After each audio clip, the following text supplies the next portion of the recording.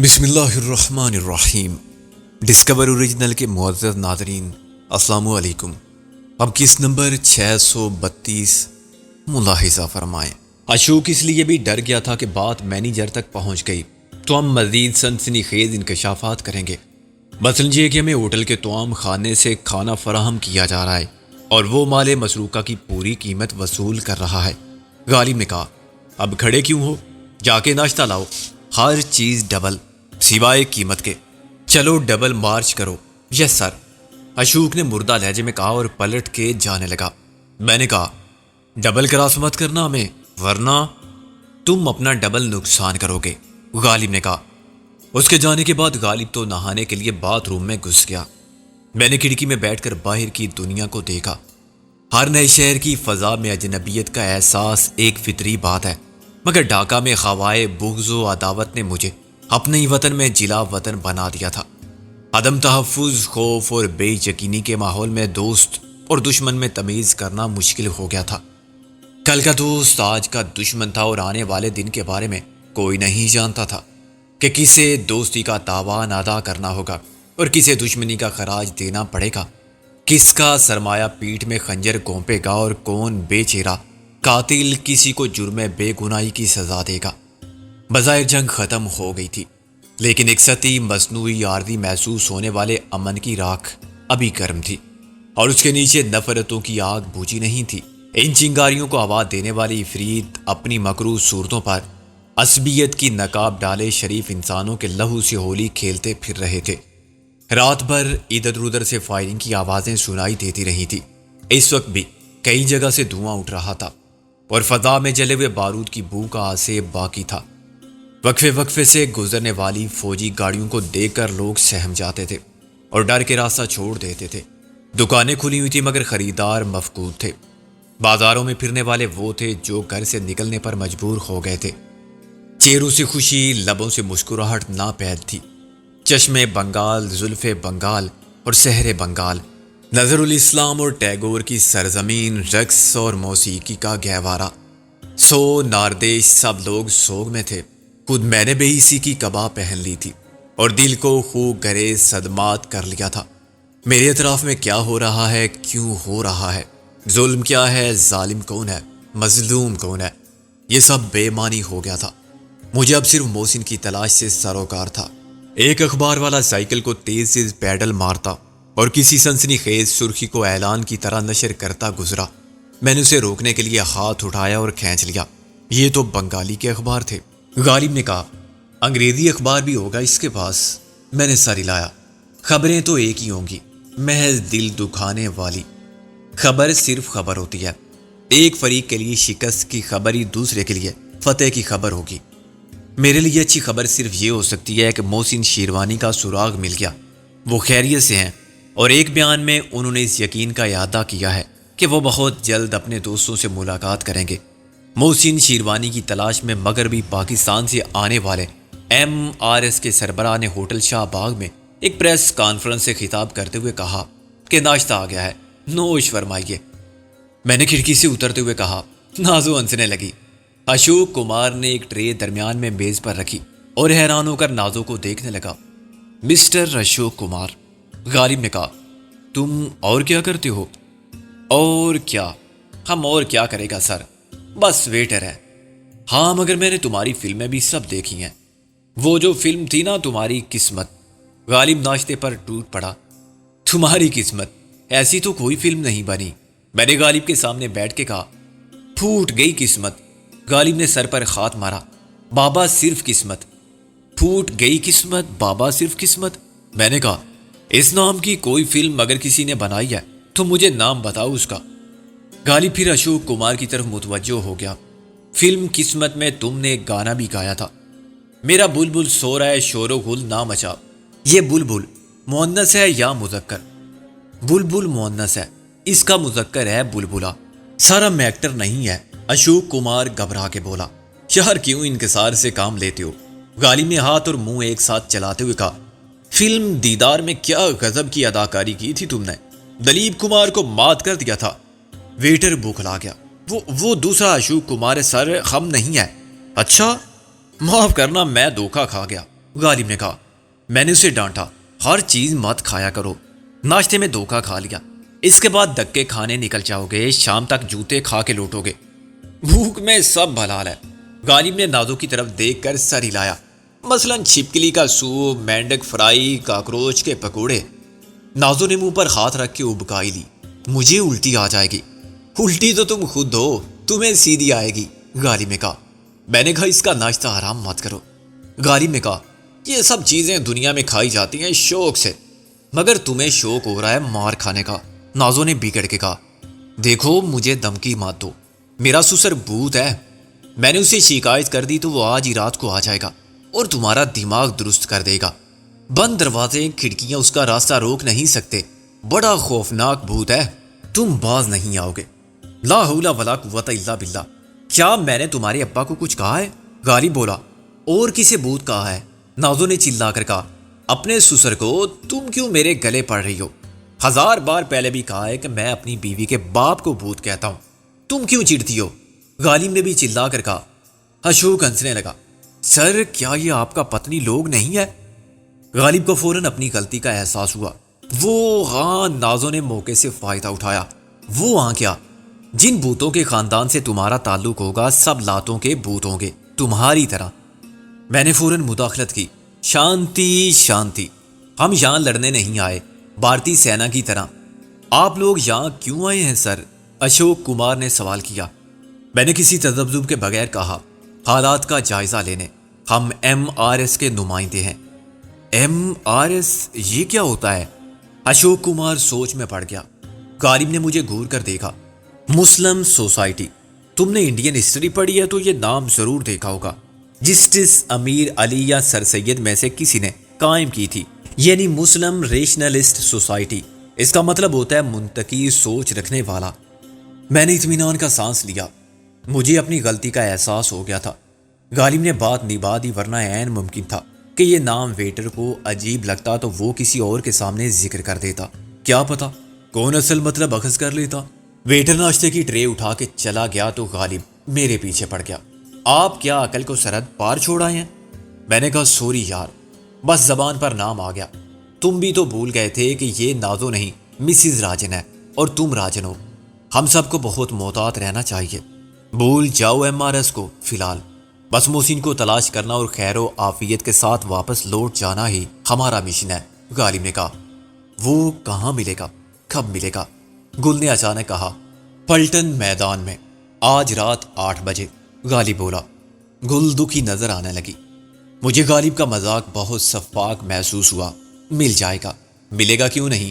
میں نے اسے تسلی دیتے ہوئے کہا آخر ہم سب مل کے تلاش کریں گے اسے، تو وہ کیسے نہیں ملے گا؟ غالب نے کچھ شرمشار ہو کے کہا وہ بھی تو ہمیں ڈھونڈ رہا ہوگا، دیکھ لینا وہ خود ہم سے رابطہ قائم کرے گا۔ یہ ہو سکتا ہے کہ اتنے عرصے بعد ہماری نظریں اسے نہ دیکھ پائیں۔ نازو نے بھی کہا ہاں، اس کی صورت اور حلیہ بدلا ہوا ہو۔ گل کی مسکراہٹ جاگ اٹھی۔ مگر میں پہچان لوں گی اسے۔ میں نے کہا کیوں نہیں؟ تم اسے دیکھ لو گی تو ہم بھی پہچان لیں گے، وہ خود دیکھ لے گا ہمیں، پھر ہم اس کے ساتھ واپس چلے جائیں گے۔ گل کی آنکھیں خواب دیکھنے لگی۔ یہ سارے دکھ دور ہو جائیں گے، زندگی میں سکھ ہی سکھ ہوگا۔ بے شک اس کا دل زخمی ہے، وہ شیلا کی موت کے بعد سے اکیلا ہے۔ اس کا بیٹا بھی مر گیا ہے جس نے کبھی باپ کو دیکھا نہیں تھا، لیکن میں اس کے ہر زخم دل پر مرہم رکھوں گی، وہ ٹھیک ہو جائے گا۔ آہستہ آہستہ میں اس کو واپس زندگی کی طرف لے آؤں گی، وہ پھر ویسا ہی ہوگا جیسا تھا۔ وہ اکیلا تھا، سب سے زیادہ اکیلا ہو گیا تھا۔ میں اسے اکیلا نہیں چھوڑوں گی، اس کا اکیلا پن دور ہو جائے گا میرے ساتھ۔ میں اور غالب نازو حیرت امیز مسرت اور پرستائش احترام کے جذبات کے ساتھ گل کے اعتراف محبت کو سن رہے تھے۔ اعتراف سے زیادہ یہ اعلان تھا، بے باک، بے خوف اور بے تاب عشق کا بے لوث منشور۔ اس کے یقین کا آئینہ دار اور عزائم کا عکس، یہی ہم سب کے خواب تھے۔ مگر گل کی بات مختلف تھی۔ اس نے کسی امید کا دامن تھامے بغیر محسن کو چاہا تھا۔ اس کا عشق بے طلب تھا۔ وہ جانتی تھی کہ محسن کبھی اس کا نہیں ہوگا، وہ شیلا کا تھا اور رہے گا آج بھی۔ وہ صرف اس کے دکھ پر دکھی تھی، وہ شیلا کے مرنے پر خوش نہیں تھی۔ اس احساس سے رنجیدہ تھی کہ محسن اکیلا رہ گیا اور اس کی تنہائی کے درد کا درمان ضروری ہے۔ مسئلہ یہ تھا کہ محسن کی تلاش کا آغاز کہاں سے کیا جائے۔ اس نے بہت عرصہ قبل ایک سراغ چھوڑا تھا کہ وہ ہوٹل شاہ باغ کے سامنے ہر صبح ہمارا انتظار کرے گا، اور اگر ہم نہ پہنچے تو صدر دروازے کے مقابلے کھمبے پر ہمارے لیے پیغام چھوڑ جائے گا۔ یہ بات بہت پرانی ہو گئی تھی۔ اب اس خیال سے دامن امید باندھنا لا حاصل محسوس ہوتا تھا کہ اتنا عرصہ گزر جانے کے باوجود محسن ہر روز آتا ہوگا۔ اس نے مایوسی کے خیالوں سے ہار نہیں مانی ہوگی، اور ناقابل شکست یقین کے ساتھ وہ ہمارے لیے پیغام چھوڑنے کے معمول پر کار بند ہوگا۔ اس کھمبے پر محسن کا کوئی پیغام نہ تھا، ہوتا تو سب سے پہلے گل کی نظر اسے دیکھتی۔ اس کے باوجود یہ ضروری تھا کہ ہم یاد ماضی کے سراغ کو پر امید مستقبل کا نشان راہ تسلیم کرتے ہوئے جستجو کے سفر کا آغاز اسی مقام سے کریں جہاں محسن نے ہمارا انتظار کیا ہوگا۔ اس خیال نے مجھے بڑی اذیت دی کہ مایوسی کی انتہا تک پہنچنے سے پہلے اور امید کی آخری کرن کو مایوسی کے اندھیرے میں گم کرنے سے پہلے محسن کتنے صبر آزما مراحل سے گزرا ہوگا۔ اس نے ہر آتی جاتی صورت کو دیکھا ہوگا، ہر دعا کو پھر آنے والے دن اور اس کے بعد طلوع ہونے والے سورج کی پہلی کرن سے منسوب کر دیا ہوگا۔ وفا دوستی پر ایمان کی بنیادوں کو استوار رکھنے کے لیے اس نے خود فریبی کے ہزار اسباب تلاش کر لیے ہوں گے۔ وہ آج نہیں آ سکے، کوئی بات نہیں، کل ضرور آئیں گے۔ ان کا سفر دشوار ہے، قدم قدم پر آزمائش کے مراحل ہیں، دشمن گات میں ہیں، شکاری جال پھیلائے بیٹھے ہیں، حادثات خطرات ہم رکاب ہیں، مگر جو ہم سے عہد وفا استوار رکھتے ہیں، لاج گردش لیل و نہار رکھتے ہیں۔ لوٹ آئیے حقائق کی دنیا میں۔ غالب نے میری ناک کے سامنے چٹکی بجائی۔ مانا کہ تو شاہی ہے، پرواز ہے کام تیرا، مگر اس وقت فلائٹ کینسل کر دیں۔ میں نے ہنس کے کہا، کرگس کا جہاں اور ہے، شاہی کا جہاں اور، چلو میں آ گیا زمین پر۔ میرے قابل رشک ذہن میں ایک لاجواب خیال آیا ہے۔ غالب نے کہا، توجہ چاہتا ہوں مس نازو اور مس گل، کچھ بکو بھی۔ نازو نے کہا۔ غالب بولا، ہم تلاش کا آغاز کرتے ہیں منفی سوچ سے، یعنی پہلے تاریک پہلو کو دیکھتے ہیں، ناممکنات سے ممکنات کی جانب چلتے ہیں۔ یہ بڑا باریک نکتہ ہے۔ نا امیدی کے ساتھ امید کی طرف جانے میں کبھی خوش فہمی کے جال میں گرفتار ہونے کا امکان نہیں، اور نہ دل شکنی کا۔ مرزا جی آسان اردو میں عرض کیجیے، جو بھی کہنا ہے۔ مرزا نے سر کھجایا۔ مرزا غالب کو بھی ابتدا میں یہی مسئلہ درپیش تھا۔ وہ مشکل کہتے تھے اور کوئی سمجھتا نہیں تھا۔ میں اپنے زمانے کے جائلوں میں پھنس گیا ہوں۔ پاگل خانے میں ہر شخص کہتا ہے کہ میں پاگلوں میں پھنس گیا ہوں، نازو نے کہا۔ غالب نے کہا، یہ جو اپنے چودھری اللہ دتا نے تمہیں ایک کارڈ دیا تھا جس پر اس کا فون نمبر تھا۔ ہاں، کارڈ محفوظ ہے میرے پاس۔ کیا خیال ہے وہ بندہ قابل اعتماد ہے یا نہیں؟ ہے تو اپنے شہر لاہور کا، غالب نے کہا، اور وہ بھی بہت مصیبت میں گرفتار ہے۔ پھر؟ نازو نے کہا، تو ہم کیا کریں؟ یہاں تو سب بھی مصیبت میں گرفتار ہیں، ہم اللہ دتا کی کوئی مدد نہیں کر سکتے۔ خاتون وہ ہماری مدد کر سکتا ہے، غالب نے سکون سے کہا، یعنی ایک مصیبت زدہ دوسرے کا ساتھ دے سکتا ہے۔ تم اسے بلاؤ۔ اور بلا کے کیا کہوں؟ میں نے کہا، اب آپ لوگ اپنے جذبات پر قابو رکھیں۔ حقیقت پسندی کا یہ تقاضا ہے کہ ہم تمام امکانات کا جائزہ لیں۔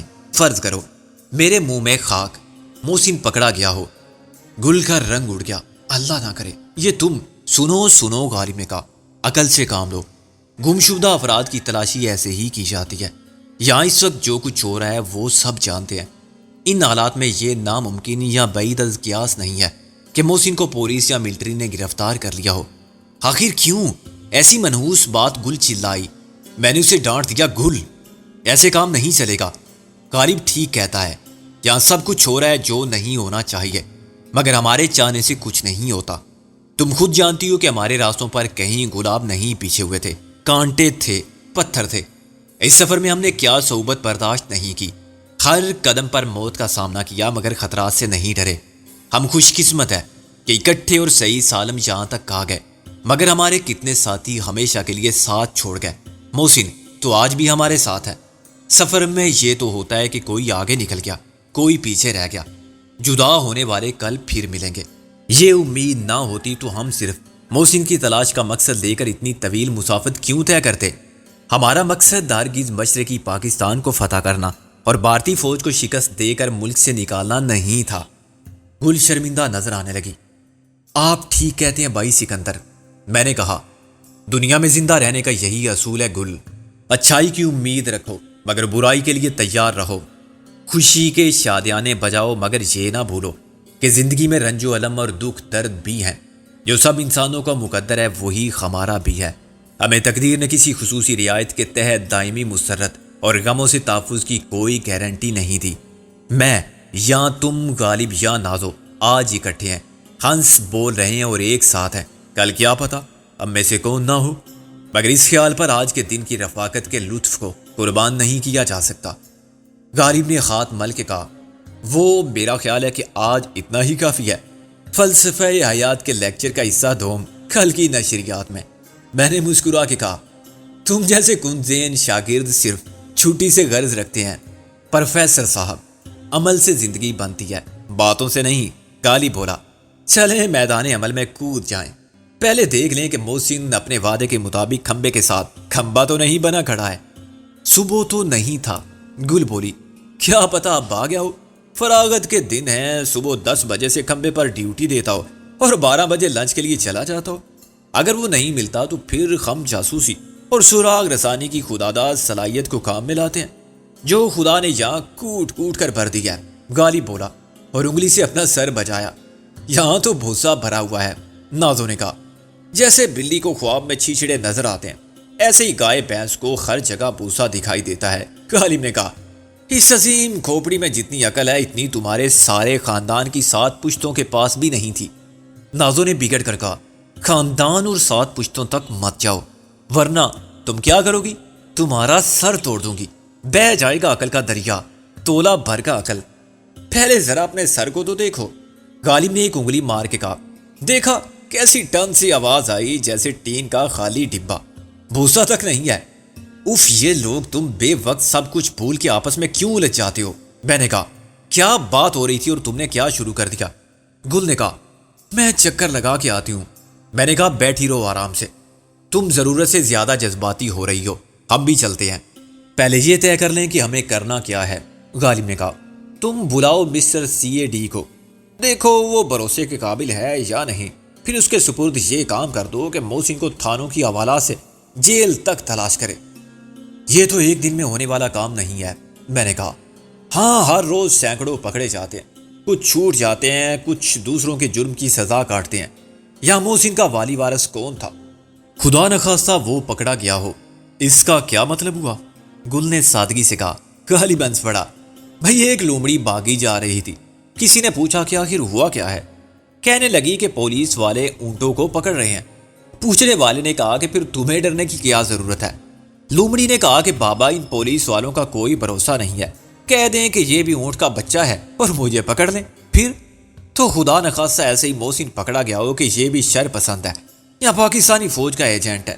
لیبل لگانے والے اس کام کے ماہر ہوتے ہیں، مکتی باہنی کا آدمی بنا دے یا کسی محب وطن تنظیم کا، ادھر والے نام پکڑیں تو ادھر والے پکڑ لیں، کون تصدیق تفتیش کرتا ہے؟ یوں پکڑے جانے والوں کی تو کسی عدالت میں پیشی تک نہیں ہوتی، نہ فرد جرم عائد ہوتی ہے نہ ضمانت، بس پڑے رہتے ہیں جیل خانوں میں قدرت کے رحم و کرم پر۔ اگر ایسی کوئی بات ہوگی تو AD پتہ چلا لے گا۔ AD ایک معمولی سب انسپیکٹر ہے۔ میں نے کہا مگر اس کے مراسم ہوں گے، جن سے مراسم تھے وہ سب یار اغیار ہو گئے ہیں، سب نہیں، یا اس کے ہم زبان رازداراں بہت ہوں گے، مگر بھی پاکستان سے ہزاروں لاکھوں لوگ بھیجے گئے تھے انتظامی امور کو سنبھالنے کے لیے۔ ٹھیک ہے، میں AD کو بلاتا ہوں اور اس سے بات کرتا ہوں، تم جا کے محسن کو دیکھو، یہ ہو سکتا ہے کہ وہ سامنے نہ ہو، کہیں چھپ کے کھڑا اور تمہیں دیکھ لے، اکیلے نہ جانا۔ میں ساتھ جاؤں گی، گل نے کہا۔ نہیں، تم میرے ساتھ رہو گی۔ میں نے کہا۔ گل نے ضد کی، نازو کیوں نہیں رہ سکتی تمہارے ساتھ؟ میں غصے کو پی گیا، اس لیے کہ وہ غالب کی حفاظت بھی کر سکتی ہے، اگر کہیں ضرورت پڑے تو مقابلہ کر سکتی ہے۔ میں نے کہا مگر گل نہ سمجھنے پر آمادہ تھی۔ ریوالور سب کے پاس ہیں۔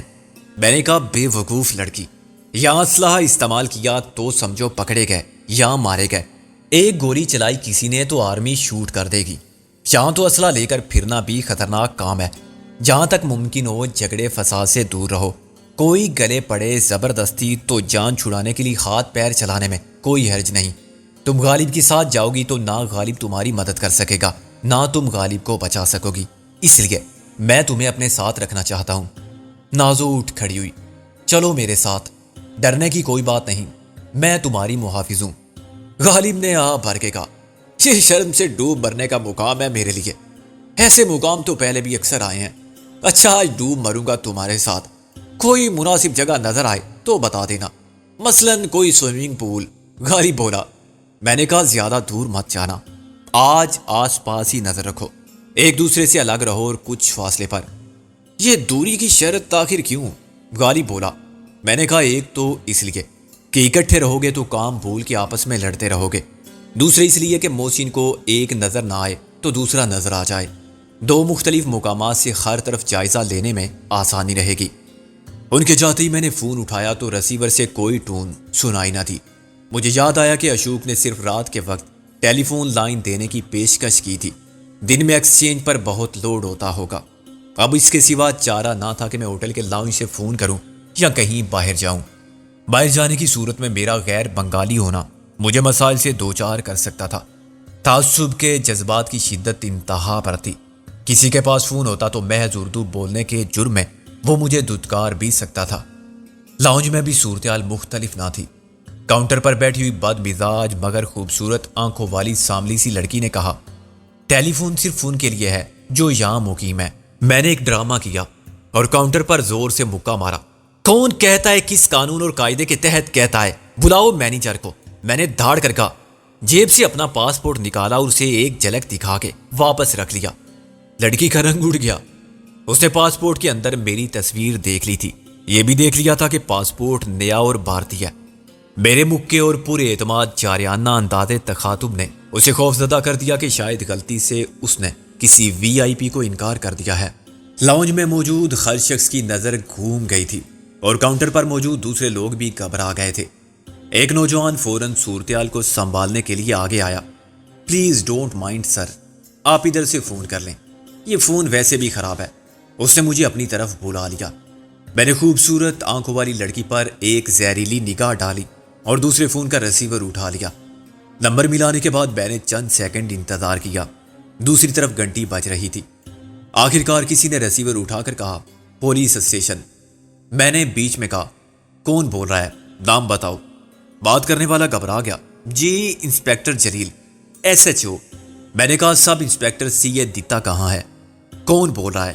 وہ ذرا محتاط ہو کے بولا، تمہارے خیال میں کون ہو سکتا ہے؟ میں کمار بول رہا ہوں۔ اوہ ڈی ایس پی صاحب، سوری سر، میں نے آپ کی آواز نہیں پہچانی۔ اس دلچسپ اتفاق پر میں محفوظ ہوا۔ تمہارا کیا ہے، کسی دن اپنے باپ کو پہچاننے سے انکار کر دو گے؟ اللہ دیتا کہاں ہے؟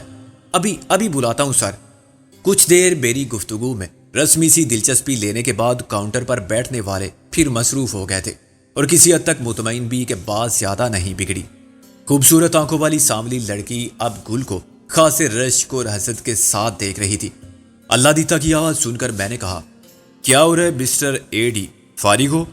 اس نے کنفیوز ہو کے کہا، جی میں نے پہچانا نہیں آپ کو، کل تم نے مجھے کارڈ دیا تھا، واپس جانا چاہتے ہو تم؟ دیکھو شور مت کرنا، یہ تمہارا احمق ایس ایچ او مجھے ڈی ایس پی سمجھ رہا ہے۔ کمار نام کا کوئی ڈی ایس پی ہے یہاں؟ ہمارے علاقے کا تو نہیں ہے، مگر ہے، خیر حکم کرے۔ حکم یہ ہے کہ تم فوراً مجھ سے ملو، بہت ضروری کام ہے۔ مگر کہاں؟ آپ کہاں سے بول رہے ہیں اس وقت؟ تم بتاؤ کوئی جگہ جہاں ہم اطمینان سے بات کر سکیں۔ مجھے تو کچھ پتہ نہیں ہے ابھی، یا تم ایسا کرو ٹیکسی یا کار لے کر ہوٹل شاہ باغ کے سامنے آ جاؤ، میں وہیں ملوں گا۔ رائٹ سر، میں حاضر ہوتا ہوں، اس نے کہا۔ میں نے ریسیور رکھا اور جیب سے پرس نکالا۔ کتنے پیسے؟ کاؤنٹر کلرک نے خفت سے کہا، کچھ نہیں سر، آپ شرمندہ نہ کریں۔ میں نے کہا اچھا دیکھو، تم ایک پیغام لے سکتے ہو۔ کیا نام ہے تمہارا؟ علی شاہ، وہ بولا۔ دیکھو علی شاہ، میں آنند کمار ورما ہوں، deputy secretary foreign affair Delhi. میں نے کہا یہ ہو سکتا ہے کہ گیریزن ہیڈ کوارٹر سے کوئی آئے اور مجھے پوچھے۔ دراصل میرا خیال تھا کہ مجھے یہاں کمرہ مل جائے گا، چنانچہ میں نے کچھ اہم لوگوں کو رابطے کے لیے یہ پتہ دے دیا تھا، جو میری غلطی تھی۔ میری کون سی ایڈوانس بکنگ تھی جہاں میں اب انٹر کان میں ہوں، اس لیے آیا تھا ادھر کہ اس وقت بھی کسی کو آنا تھا۔ میں نے کلائی کی گھڑی دیکھی، خیر بعد میں کوئی آئے گا تو میں بتا دوں گا اور پیغام بھی لے لوں گا، آپ بالکل فکر نہ کریں۔ آپ مجھ پر بھروسہ کر سکتے ہیں۔ گڈ مسٹر علی شاہ، بھروسہ بہت ضروری ہے، پیغام اہم ہے اور رازداری کا متقاضی ہے۔ سر آپ اگر چاہیں تو یس۔ میں جاتے جاتے پلٹ گیا۔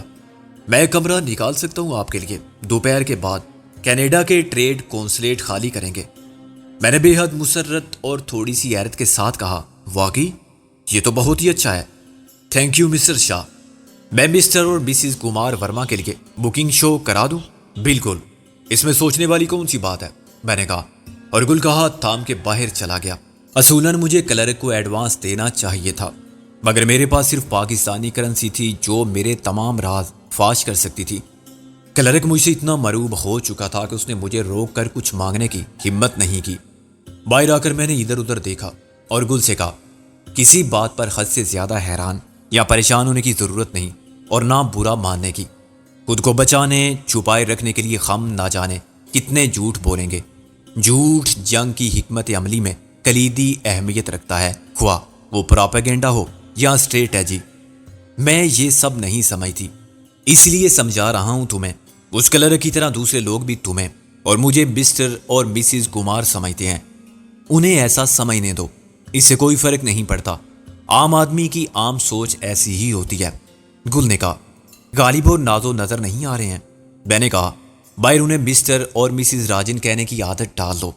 مگر وہ ہیں کہاں؟ اب کیا ہم ان پر نظر رکھیں گے؟ انہیں اپنا کام کرنے دو، میں نے نرمی سے کہا۔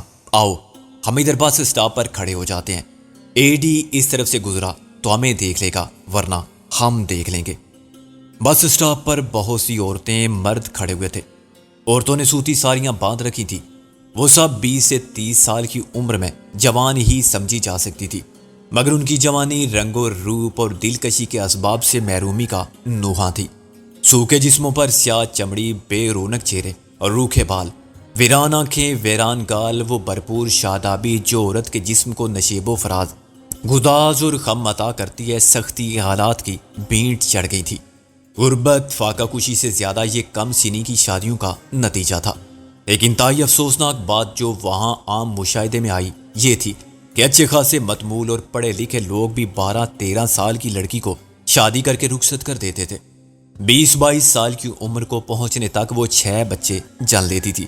اس کا شوہر اس کے بچے کسی پیراسائٹ کی طرح چمٹ کر اس کے جسم کا سارا حسن، صحت اور توانائی، یہاں تک کہ خون تک نچوڑ لیتے تھے، اور وہ 25 سال کی عمر میں بوڑھی ہو جاتی تھی۔ 30 سال کی عمر کو پہنچنے سے پہلے نانی بن جاتی تھی، اور شاید 40 سال سے پہلے ہی زندگی کا وہ سفر تمام ہو جاتا تھا جو 70 سال بھی جاری رہ سکتا تھا۔ مرد بھی زیادہ صحت مند نہیں تھے، ان پر بھی خاندان کی گاڑی کو کھینچنے کی ذمہ داری قبل از وقت ڈال دی جاتی تھی۔